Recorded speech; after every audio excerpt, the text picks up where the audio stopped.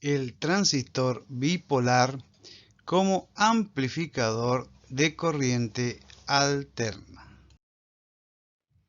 Bien, sigamos con lo nuestro. Entonces la idea es cómo amplificar una señal de alterna con un dispositivo que solo amplifica continua. Entonces lo que se suele hacer es lo siguiente.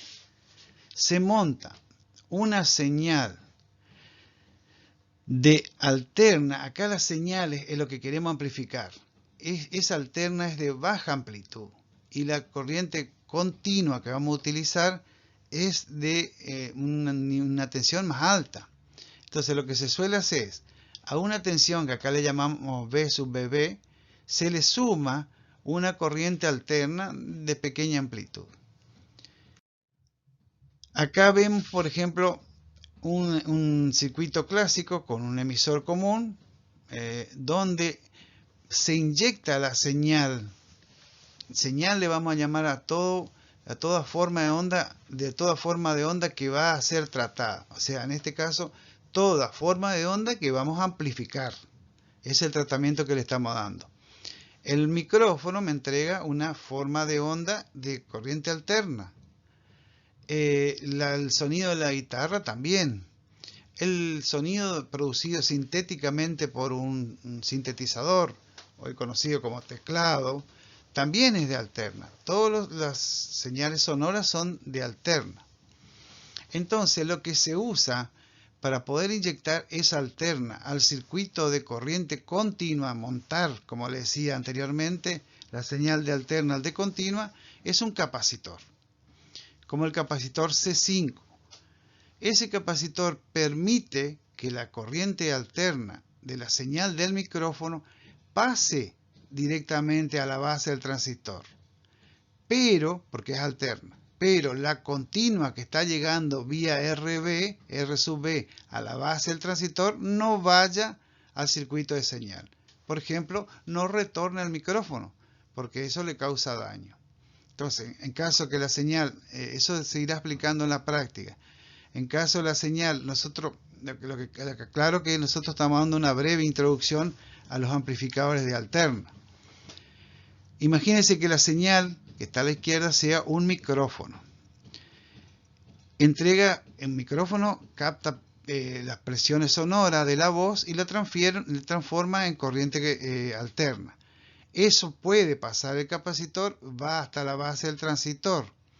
Pero la corriente continua que viene de la fuente VCC vía RB a la base de Q1 no podría ir al micrófono porque si no lo dañaría. Entonces lo que se hace es instalar un capacitor como en este caso C5. Luego, cuando se procesó la señal, se amplifica la suma de continua más la alterna.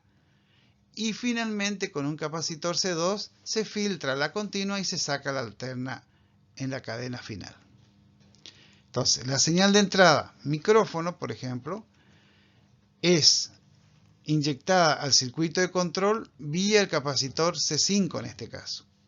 Eso deja pasar solo la alterna de la señal, o sea, el audio, pero no deja volver al micrófono la corriente continua que estaría imponiendo la fuente VCC, que es la que necesitamos para amplificar.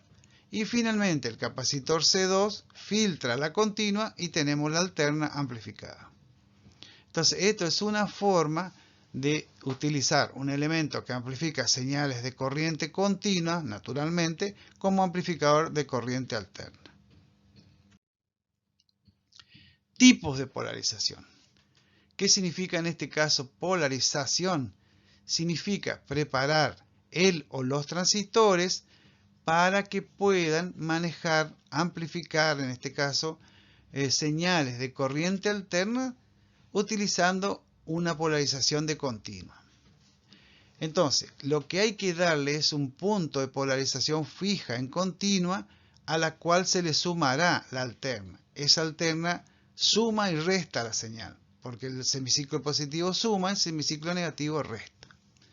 Existen básicamente tres tipos de polarización. Entonces reitero, polarizar significa preparar al transistor para que amplifique.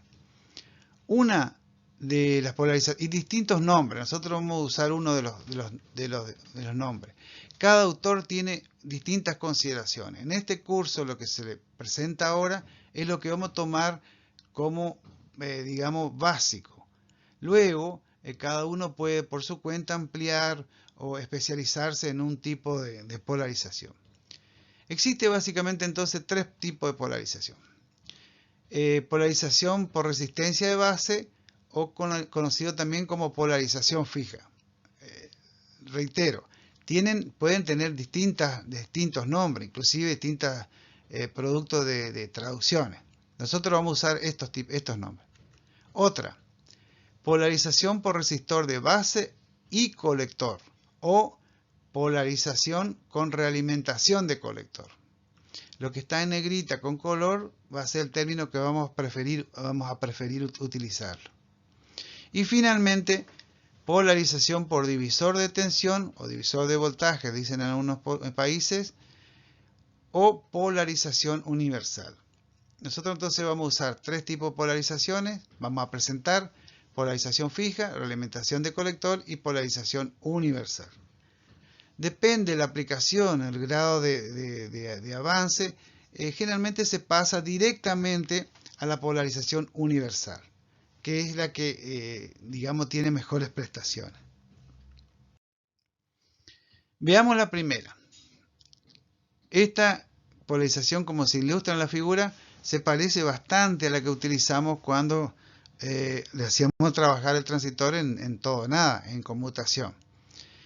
Tiene RC, donde la resistencia de carga sería, por ejemplo, el caso de un altoparlante, un parlante, y RB sí es una resistencia que necesita para polarizar, o sea, para dejarle preparado la continua para recibir la alterna de señal.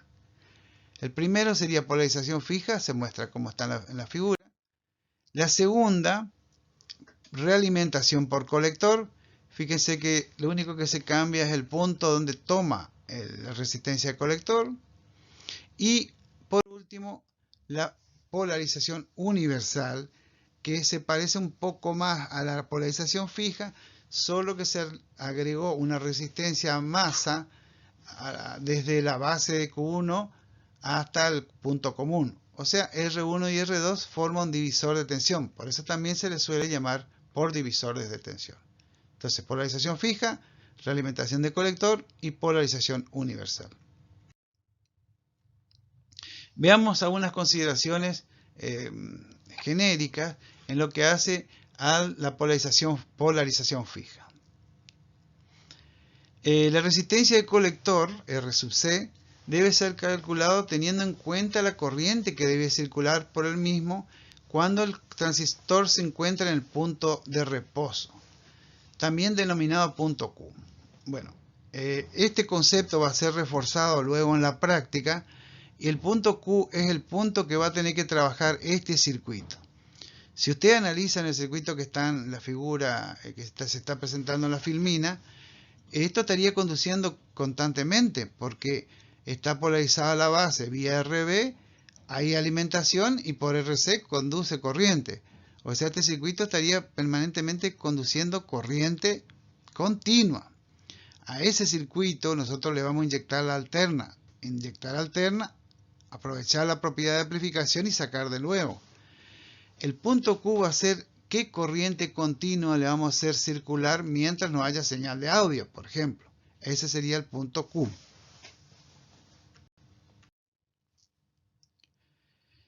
El punto de trabajo o punto Q se suele determinar en un punto medio, porque ese punto Q se va a mover, esa corriente fija se va a mover para arriba, si es el semiciclo positivo de la onda de entrada de la señal, o hacia abajo si es semiciclo negativo.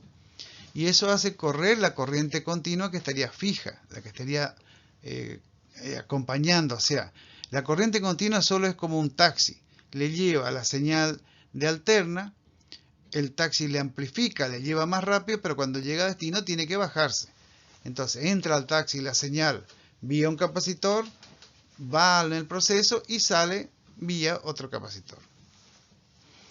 Lo que es de norma y vamos a utilizar en este circuito es ubicar la tensión del punto, la tensión de colector emisor en el punto de trabajo, en el punto Q, en la mitad, aproximadamente la mitad de la tensión de alimentación.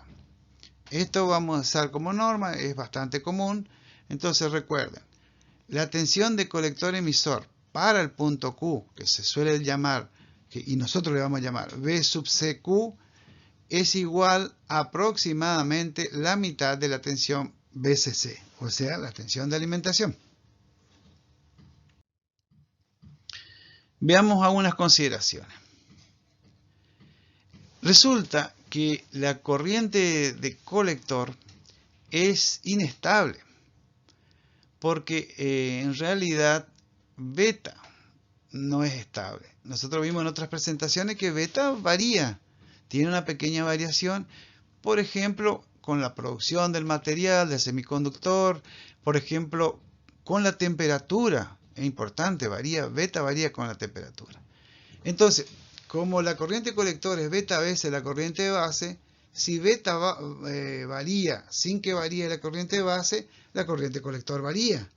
Entonces, es un circuito que depende de la temperatura, esta configuración. Lo que sí, para este tipo de polarización, la polarización fija, la corriente base sí es muy estable, pero la corriente colector no es muy estable. Luego veremos cómo se soluciona este inconveniente. La otra, realimentación de colector. No es tan usado, pero en determinadas aplicaciones sí es conveniente utilizar. Por eso directamente, comparando con el primero, se utiliza prácticamente la polarización universal.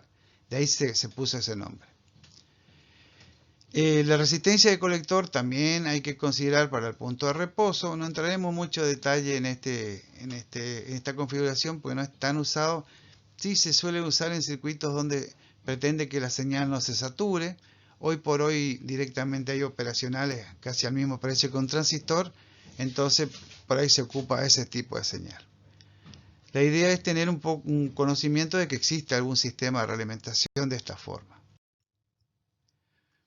La ventaja sí que tiene este circuito es que tiene tipo de polaridad térmica propia. ¿Por qué térmica? Recuerden que beta varía con la temperatura.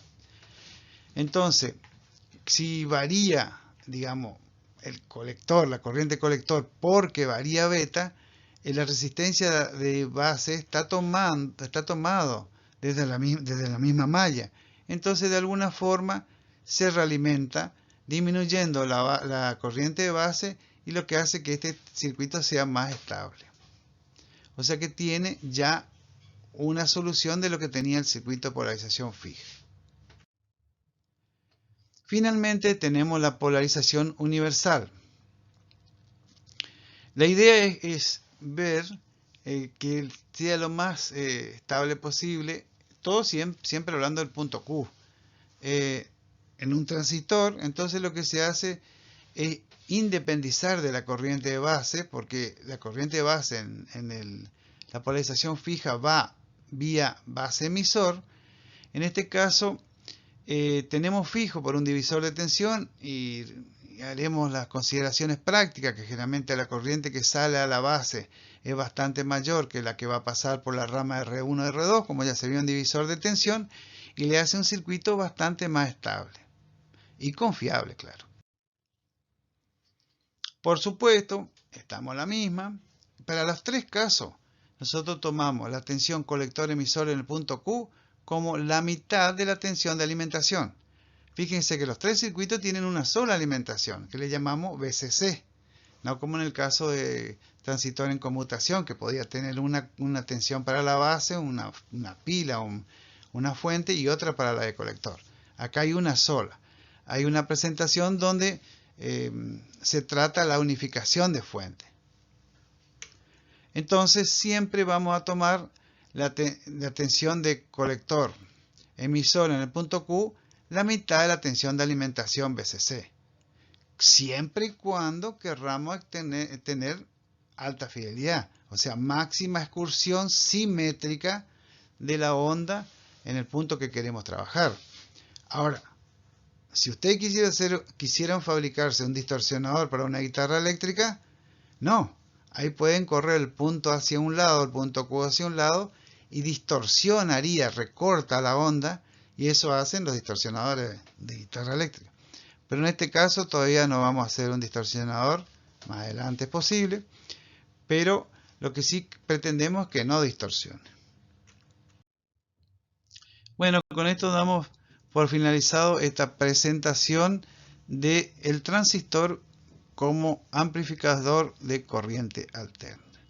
Muchas gracias.